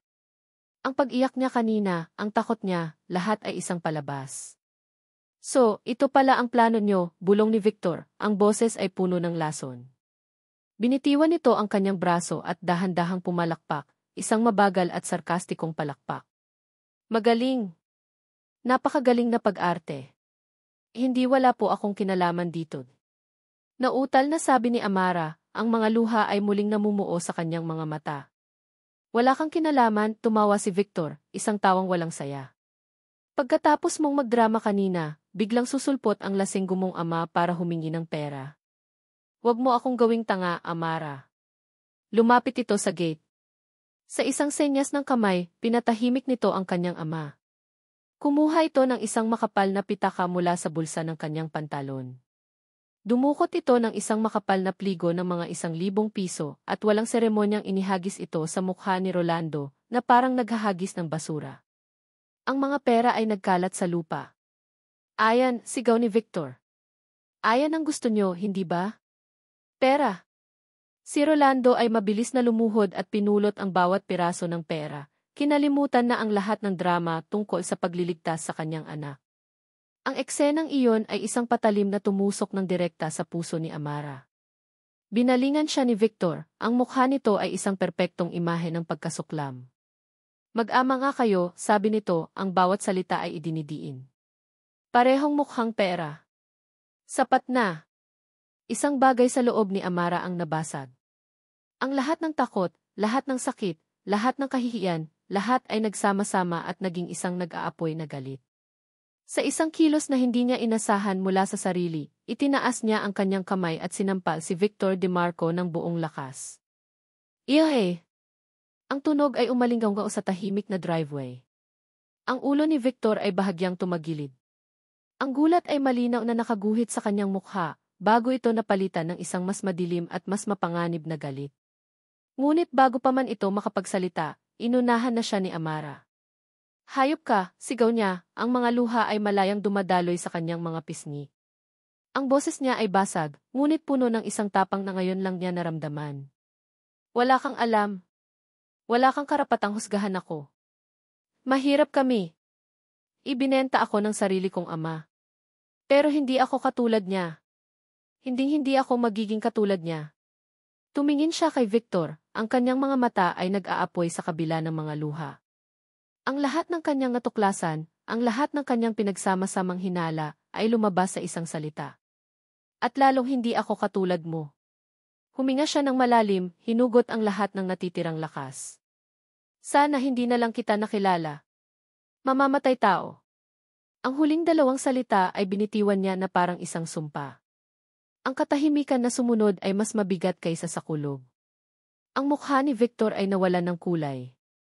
Ang galit sa kanyang mga mata ay napalitan ng isang bagay na mas malalim, isang bagay na mukhang sakit. Hindi na hinintay ni Amara ang kanyang reaksyon. Tumalikod siya at tumakbo. Tumakbo siya pabalik sa loob ng mansyon, pataas ng hagdan, papunta sa kanyang maliit na kwarto sa dulo ng pasilyo. Hindi niya alintana ang mga tingin ng ibang kasambahay. Pagpasok niya sa kanyang silid, nilock niya ang pinto. Sumandal siya rito, ang kanyang katawan ay nanginginig sa matinding emosyon. Lahat ay gumuho. Ang kanyang ama ay nagkanulo sa kanya. Ang lalaking pinagsisilbihan niya ay isang halimaw na tingin sa kanya ibasura. At siya ay nakakulong sa gitna ng lahat ng ito. Wala nang natira. Wala nang pag-asa. Binuksan niya ang kanyang aparador at kinuha ang maliit na bag na dala niya noong una siyang dumating. Isa-isa niyang inilagay ang kanyang ilang damit sa loob. Hindi niya alam kung saan siya pupunta. Hindi niya alam kung paano siya makakaalis. Pero isa lang ang sigurado. Hindi na siya mananatili sa impyernong ito. Hindi na siya magpapakaalipin sa isang mamamatay tao. Tatakas siya. Tatakas siya ngayong gabi, anuman ang mangyari. Nakaupo si Amara sa dilim ng kanyang kwarto. Ang maliit na bag na puno ng kanyang mga damit ay nasa paanan niya. Ang bawat minuto na lumilipas ay parang isang oras, ang bawat tunog mula sa labas ay nagpapakaba sa kanyang dibdib. Hinihintay niya ang hating gabi, ang oras kung kailan ang buong mansyon ay nahihimlay na sa katahimikan. Ang oras kung kailan susubukan niyang takasan ang kanyang kulungan. Ang kanyang isip ay isang magulong larangan ng digmaan. Ang galit ay nakikipagbuno sa takot. Ang pagnanais na makatakas ay nakikipaglaban sa katotohanang wala siyang babalikan. Kung aalis siya, saan siya pupunta? Sa kanyang ama na ipinagkanulo siya para sa pera. Wala siyang trabaho, walang pera, walang kaibigan sa malaking syudad na ito. Ang pagtakas ay parang pagtalon sa isang bangin na hindi niya nakikita ang ilalim. Ngunit ang pananatili ay parang dahan-dahang pagkakalunod. Habang nakaupo siya roon, ang isip niya ay hindi sinasadyang bumalik sa mga sandaling nagbigay sa kanya ng pagkalito. Ang mga sandaling iyon, gaano man kaliit, ay tila mga bituin sa gitna ng madilim na kalangitan. Naalala niya ang gabi ng bagyo. Ang mukha ni Victor na puno ng sakit habang binabangungot. Ang desperadong pagkakahawak nito sa kanyang kamay. Ang mga salitang binulong nito na puno ng pighati. Patawarin mo ko, hindi kita nailigtas. Naalala niya ang umaga pagkatapos noon. Ang paraan ng pagtingin nito sa kanilang magkahawak na kamay, isang tingin na hindi galit, kundi puno ng pagkalito, na para bang nakakita ito ng isang bagay na matagal na nitong kinalimutan. At naalala niya ang pinakaunang araw. Ang paraan ng pagtingin nito sa kanya matapos niyang sabihin, hindi niyo makukuha ang dignidad ko. May dumaang paghanga sa mga mata nito, kahit isang saglit lang. Ang mga alaalang iyon ay hindi tugma sa imahe ng isang walang pusong mamamatay tao. Ang isang tunay na halimaw ba ay may mga matang kayang magpakita ng ganoong kalalim na sakit?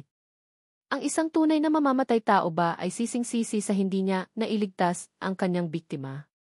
Isang pag-aalinlangan, maliit at halos hindi marinig, ang nagsimulang umusbong sa kanyang isip. Paano kung mali siya? Paano kung ang lahat ng nabasa niya, ang lahat ng sinabi ni Miguel, ay hindi ang buong katotohanan? Ang salitang mamamatay tao, na isinampal niya sa mukha ni Victor kanina, ay umalinggaw sa kanyang isip. Naalala niya ang reaksyon nito. Hindi galit. Hindi pagtanggi. Kundi sakit. Isang dalisay at nakakayanig na sakit na para bang sinaksak niya ito sa isang sugat na hindi pa kailanman naghilom. Ang pag-aalinlangan ay lumaki, naging isang tanong na hindi niya maaaring baliwalain. Tumayo siya mula sa kama. Tumingin siya sa bag sa sahig, ang sagisag ng kanyang pagtakas. Pagkatapos ay tumingin siya sa pinto, ang harang sa pagitan niya at ng katotohanan. Ang pagtakas ay madali. Ito ay pagtalikod sa lahat ng gulo. Ito ay pag-iwan sa mga tanong na walang sagot. Ngunit ang pagtakas ay nangangahulugan din na hahayaan niyang manalo ang takot. At sa buong buhay niya, palagi na lang siyang tumatakbo, palagi na lang siyang nagpaparaya. Sa sandaling iyon, isang bagong damdamin ang pumalit sa takot. Determinasyon. Isang matigas at matatag na determinasyon na hindi niya pa naramdaman dati. Hindi siya aalis. Hindi pa. Hindi hanggat hindi niya nalalaman ang totoo, mula man sa bibig ng Diyos o demonyo. Hindi ako aalis hanggat hindi ko nalalaman ang totoo, bulong niya sa sarili. Ang mga salita ay nagbigay sa kanya ng lakas. Inilagay niya ang bag pabalik sa aparador. Ang kanyang isip ay nagsimulang magtrabaho. Kung may kasinungalingan, kailangan niyang hanapin ang katotohanan. Ngunit paano? At doon, naalala niya ang isang bagay. Isang bagay na hindi niya pinansin noon. Noong mga unang araw niya, habang naglilinis sa opisina ni Victor, may nakita siyang isang lumang drawer na bahagyang nakabukas. Sa loob, may mga lumang papeles, at sa ibabaw ng mga iyon, isang calling card. Hindi niya alam kung bakit, ngunit kinuha niya ito at itinago sa bulsa ng kanyang uniforme. Marahil dahil sa pangalan na nakasulat dito, Leo Pascual, Private Investigator. Mabilis niyang hinalungkat ang bulsa ng kanyang maruming uniforme na nakasabit sa likod ng pinto. At nandoon nga, ang card. Ang pangalan. Isang posibleng kasagutan. Kinapa niya ang kanyang luma at basag na cellphone. Nanginginig ang kanyang mga daliri habang tinatype niya ang numero. Dinala niya ang cellphone sa kanyang tainga, ang puso niya ay kumakabog ng malakas. Bawat ring ay parang isang martilyo sa kanyang dibdib. Pagkatapos ng 4 na ring, isang boses ng lalaki ang sumagot. Isang boses na kalmado at propesyonal. Pascual. Nag-atubili si Amara. Hello po. Pasensya na po sa abalat. Sino to? Tanong ng boses, walang bahid ng inip. Huminga ng malalim si Amara. Ako po si Amara Reyes.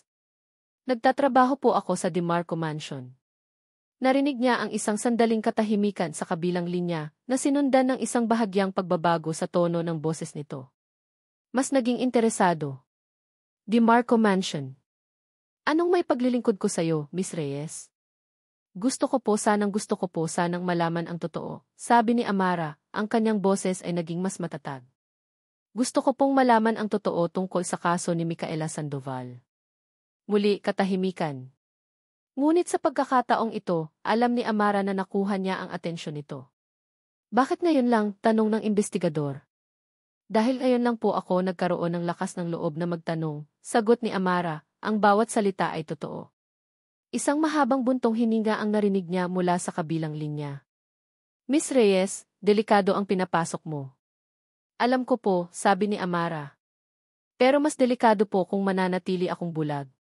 Narinig niya ang isang mahinang pagtawa, hindi isang tawang mapang-asar, kundi isang tawang maihalong paghanga. Okay. Magkita tayo, sabi ni Leo Pascual. Pero hindi rito. Hindi riyan. Ay te-text ko sa iyo ang lugar at oras. Salamat po, halos pabulong na sabi ni Amara. Huwag ka munang magpasalamat, seryosong sabi ni Leo. At ang huling mga salita nito bago ibaba ang tawag ay nagpadala ng kaba at pag-asa sa kanyang buong katawan. Mayroon akong hinala noon pa, pero kailangan ko ng tulong mo mula sa loob. Ang mga salitang isinigaw sa kanya ni Amara ay patuloy na umuulit sa isip ni Victor na parang isang sirang plaka. Mamamatay tao. 5 taon na niyang naririnig ang salitang iyon sa mga bulungan, sa mga tingin, sa mga pamagat ng dyaryo. Ngunit nang manggaling iyon sa bibig ni Amara, ang sakit ay iba. Mas malalim. Mas totoo. Dahil sa isang maikling sandali, umasa siyang iba ito. Matapos ang kanilang pagtatalo, hindi na niya nakita si Amara. Nagkulong ito sa kanyang kwarto at hinayaan niya. Ang buong mansyon ay nabalot ng isang mabigat na katahimikan, mas mabigat pa kaysa dati. Pumasok si Victor sa kanyang opisina, ngunit hindi siya makapag-focus. Ang mukha ni Amara na puno ng galit at luha ay nakatatak sa kanyang isipan. Ang pagsisisi ay isang damdaming matagal na niyang ibinaon. Ngunit ngayon, ito'y dahan-dahang gumagapang pabalik. Pagsisisi sa paraan ng pagtrato niya kay Amara. Pagsisisi sa mga masasakit na salitang binitiwan niya. Inilabas niya ang lahat ng kanyang galit sa mundo sa isang babaeng ang tanging kasalanan ay ang madamay sa gulo ng iba. Ngunit ang galit ay bumalik. Galit sa ama nitong walang kahihiyan. Anong nag-udyok dito para pumunta at mag-iskandalo? Pera. Pero bakit ngayon? Bakit sa eksaktong araw na ang tensyon sa pagitan nila ni Amara ay nasa rurok na? Tila masyadong malaki para sa isang simpleng koinsidensya. May nag-utos ba sa kanya? Ang tanong na iyon ay hindi umalis sa kanyang isipan. Kinuha niya ang kanyang telepono at tinawagan ang kanyang hepe ng seguridad. Gusto kong malaman ang lahat tungkol kay Rolando Reyes, malamig niyang utos. Lahat ng kanyang mga aktibidad sa nakalipas na linggo. At higit sa lahat, gusto kong makuha ang phone records niya. Hindi na niya kailangang maghintay ng matagal.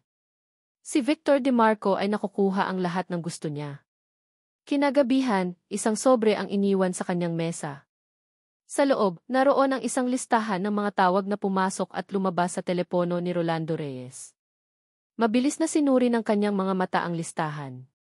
Mga kilalang numero mula sa mga sugalan, mga lending company at pagkatapos, isang numero ang kumuha ng kanyang pansin. Isang numero na pamilyar sa kanya. Isang numero na nakarehistro sa ilalim ng pangalan ni Miguel Sandoval. Napatigil si Victor. Ang pangalan ay tila isang kidlat na tumama sa kanya. Miguel. Ano ang kinalaman ni Miguel sa ama ni Amara? Nag-usap sila. Hindi lang isang beses, kundi 5 beses sa loob ng 2 araw bago ang insidente sa gate. Isang malamig na pakiramdam ang gumapang sa kanyang likuran. Ang pagbisita ni Miguel. Ang biglaang paglitaw nito pagkatapos ng 5 taon. Ang paglapit nito kay Amara sa hardin. Ang pag-iskandalo ni Rolando Reyes. Ang mga ito ay hindi na mga hiwa-hiwalay na pangyayari. Ang mga ito ay mga tuldok. At ngayon, sa kanyang isipan, dahan-dahan niyang pinagdurugtong ang mga ito. Anong laro ito, Miguel? Bulong niya sa sarili, ang kanyang mga kamay ay nagiging kamao. Anong kinalaman mo dito? Samantala, sa kabilang bahagi ng mansyon, si Amara ay kumikilos na may bagong layunin. Matapos ang kanyang pakikipag-usap kay Leo Pascual, binigyan siya nito ng isang gawain. May isang bagay na hinahanap si Micaela bago siya namatay, sabi ni Leo sa telepono. Isang financial report. Hindi niya sinabi kung ano, pero sinabi niyang may mali. May malaking mali. Sinubukan kong hanapin noon, pero itinago lahat ni Victor. Baka nasa opisina niya pa rin. Kung gusto nating malaman ang totoo, kailangan nating mahanap yon. Ngayong gabi, alam ni Amara na nasa library si Victor, abala sa sarili nitong mga demonyo. Ito na ang kanyang pagkakataon. Nanginginig ang buong katawan, ngunit ang kanyang determinasyon ay mas matatag. Dahan-dahan siyang pumasok sa pribadong opisina ni Victor, ang parehong silid kung saan siya sinigawan nito kanina. Nagsimula siyang maghanap. Binuksan niya ang bawat drawer, sinuri ang bawat folder. Karamihan ay mga bagong kontrata at papeles. Ngunit sa pinakailalim na drawer, sa ilalim ng isang tumpok ng mga lumang blueprint, may nakita siyang isang manipis na folder na may markang TE, personal.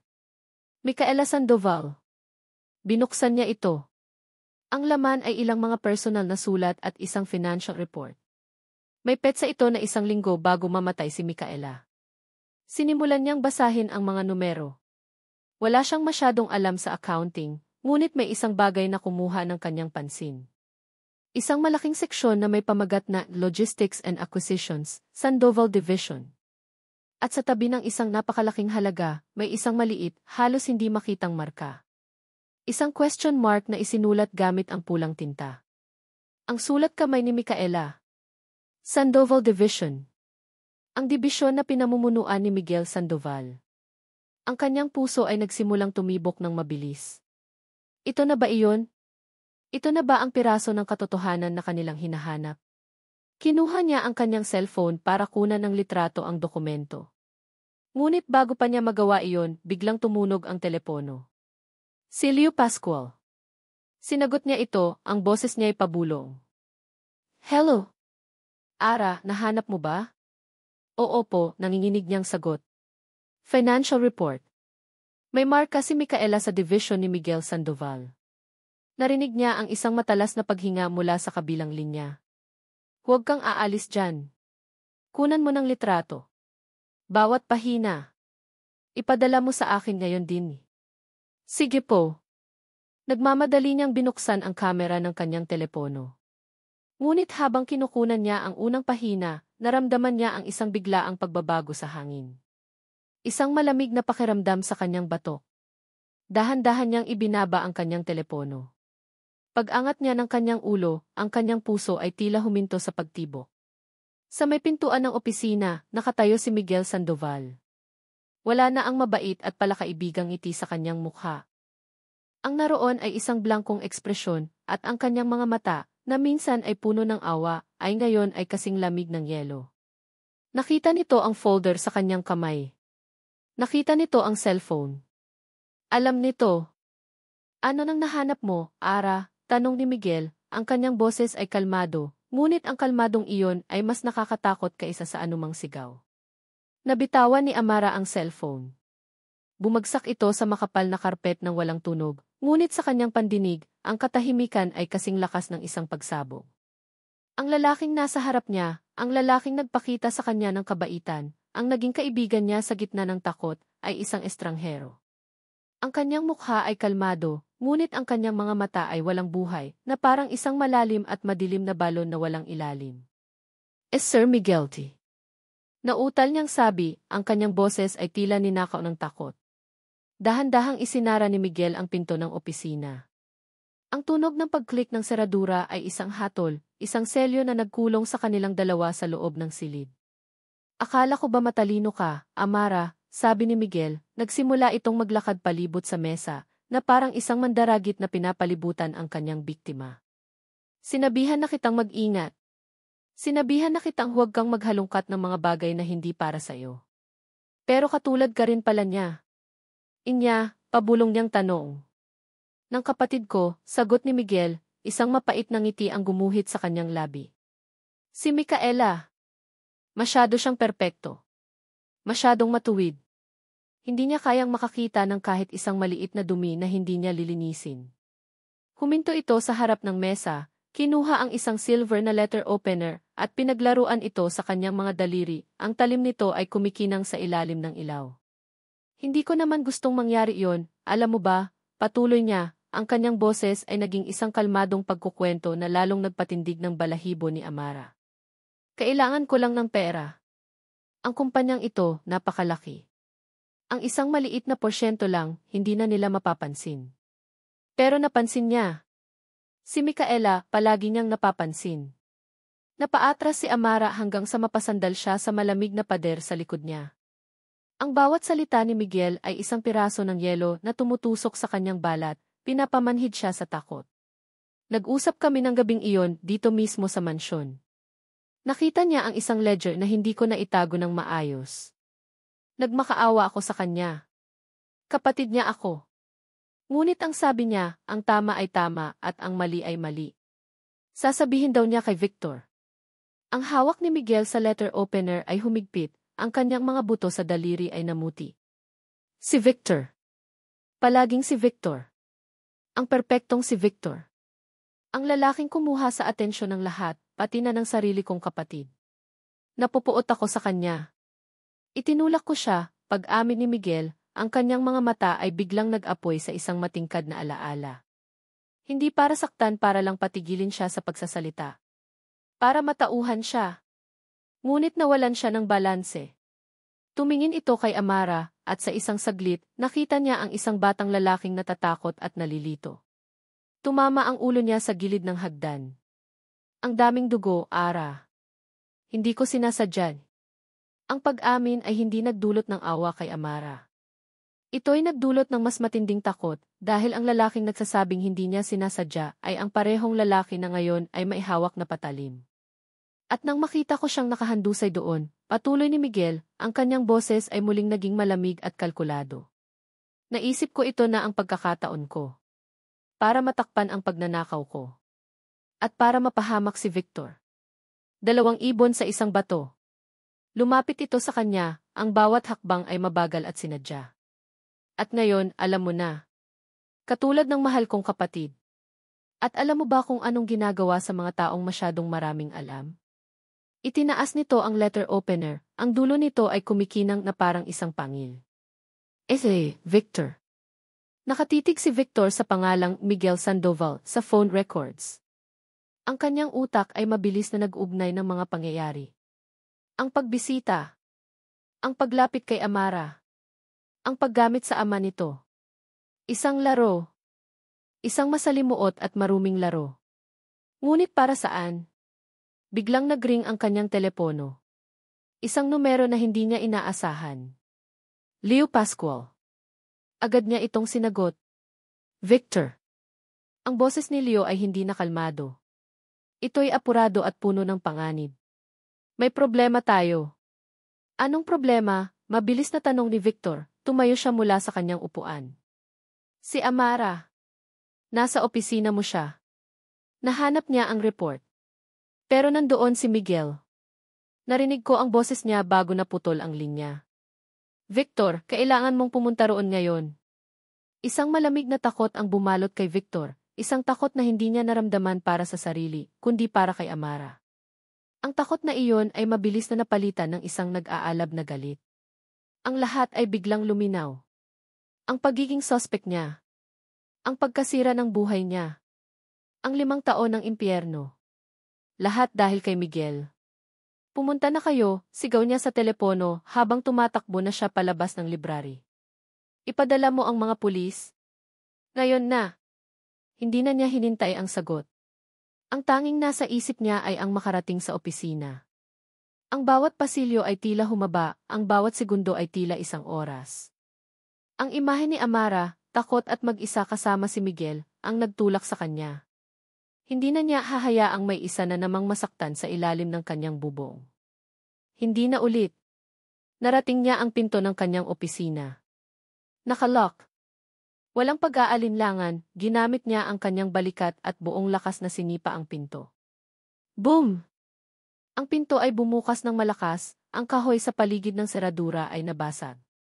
Ang eksenang bumungad sa kanya ay nagpatigil sa pagtibok ng kanyang puso sa 1 segundo. Si Miguel ay nakatayo sa harap ni Amara, na nakasandal sa pader, ang mukha ay basang-basa ng luha. Nakataas ang kamay ni Miguel, hawak ang isang matulis na silver letter opener, handa ng itusok. Miguel! Ang sigaw ni Victor ay parang kulog, puno ng galit na naipon sa loob ng 5 taon. Napalingon si Miguel, ang mukha ay puno ng gulat at pagkasuklam. Sa isang desperadong kilos, hinila niya si Amara sa harap niya, ginawa itong pananggalang. Idinikit niya ang dulo ng letter opener sa liig ni Amara. Huwag kang lalapit, Victor, sigaw ni Miguel, ang boses ay nanginginig sa galit at takot. O tatapusin ko siya, tulad ng dapat kong ginawa sa iyo noon pa. Bitiwan mo siya, Miguel, mahinahon ngunit may diin na sabi ni Victor, dahan-dahan siyang naglakad papasok, ang kanyang mga kamay ay nakataas para ipakita na wala siyang armas. Tapos na ang laro mo. Hindi pa tumawa si Miguel, isang tawang baliw. Naniwala ang lahat. 5 taon kang nabuhay bilang isang halimaw sa kanilang mga mata. Habang ako ang kawawang kapatid na nagluluksa. Ang galing, hindi ba? Bakit, Miguel?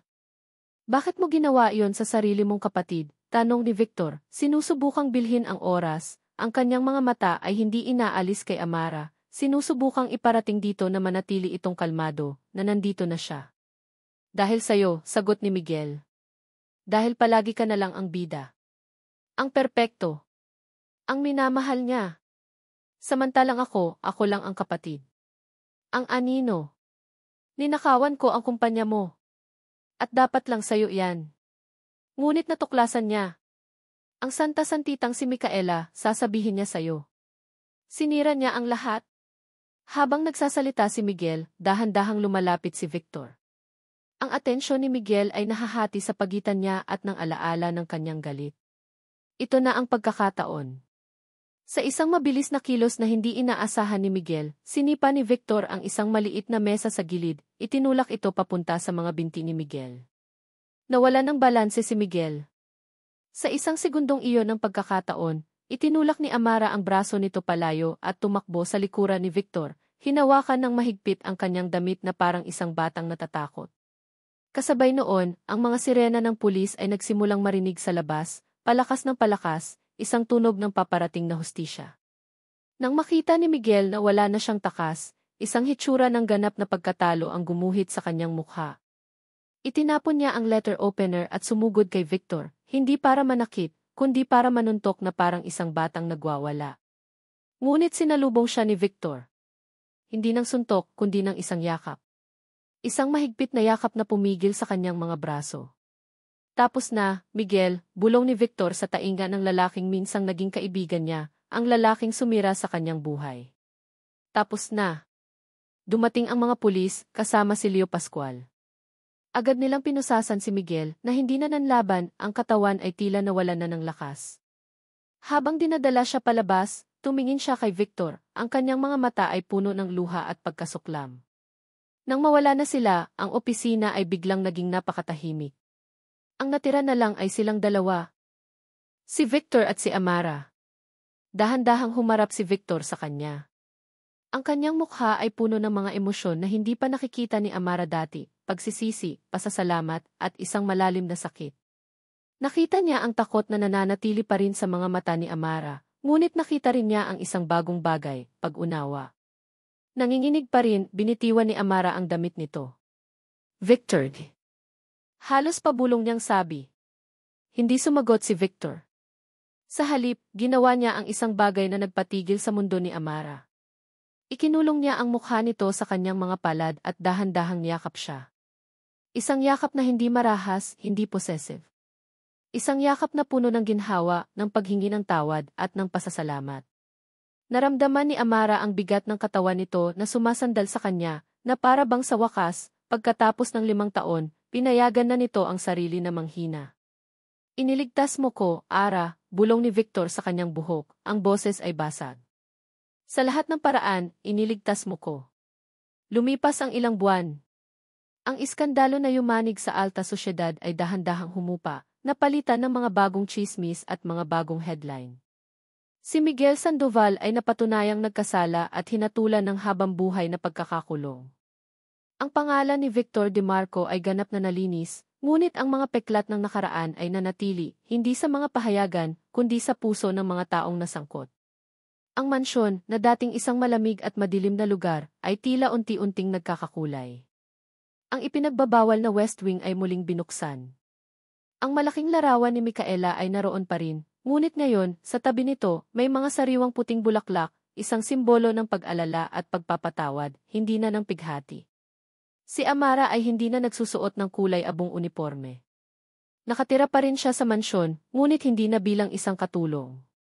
Siya ay naging liwanag sa madilim na mga pasilyo nito, ang kanyang presensya ay nagdulot ng init at buhay na matagal nang nawala. Isang hapon, nakaupo si Amara sa hardin, binabasa ang isang sulat. Ito ay mula sa kanyang ama. Si Rolando, sa tulong ni Victor, ay kusang loob na pumasok sa isang rehabilitation center. Ang sulat ay puno ng pagsisisi at pangakong magbabago. Hindi pa kayang magpatawad ng buo ni Amara. Ngunit ang sulat ay isang maliit na hakbang tungo sa paghilom. Naramdaman niya ang paglapit ni Victor. Umupo ito sa tabi niya sa bench na gawa sa bato. Hindi na ito ang lalaking kinatatakutan niya noon. Ang mga mata nito, na dati kasing lamig ng yelo, ay ngayon ay puno ng init at ng isang emosyon na hindi pa rin lubusang masanay si Amara, pagsuyo. Kumusta siya? Tanong ni Victor, tumutukoy sa ama ni Amara. Okay lang daw po siya, sagot ni Amara. Nagsisisi. At nangangako. Tumango si Victor. Lahat ng tao ay may karapatang magbago, Ara. Lahat tayo. Nagkaroon ng isang komportableng katahimikan sa pagitan nila.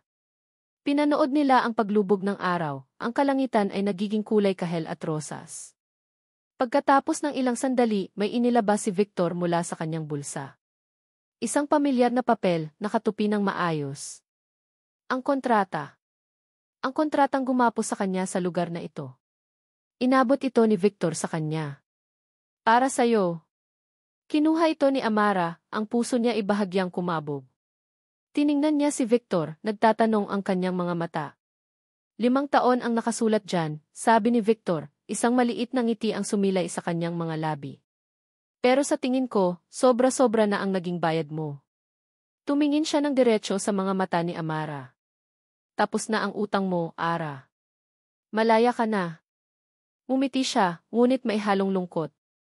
Pero sana hindi pa tapos ang kwento natin. Hinawakan ni Victor ang kontrata mula sa kamay ni Amara. At sa harap niya, dahan-dahan niya itong pinunit.